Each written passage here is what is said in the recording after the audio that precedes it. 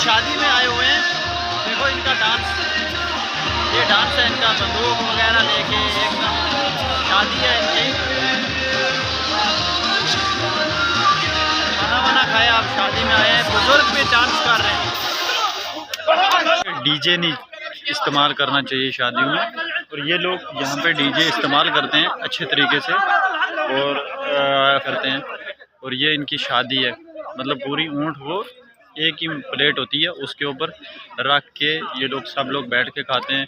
और एक बंदा आएगा खाएगा, वो चला जाएगा, उसके बाद दूसरे बंदे आएंगे, वो खाएंगे चले जाएंगे, ठीक है।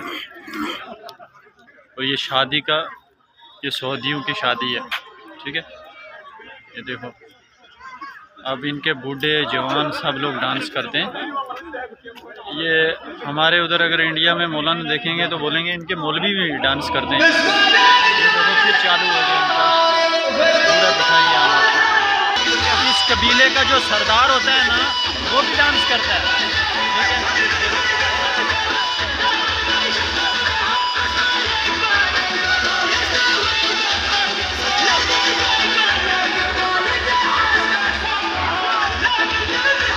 साहब आ गया डांस करने के लिए। छोटा बच्चा बस 60 साल की उम्र है, 19 साल की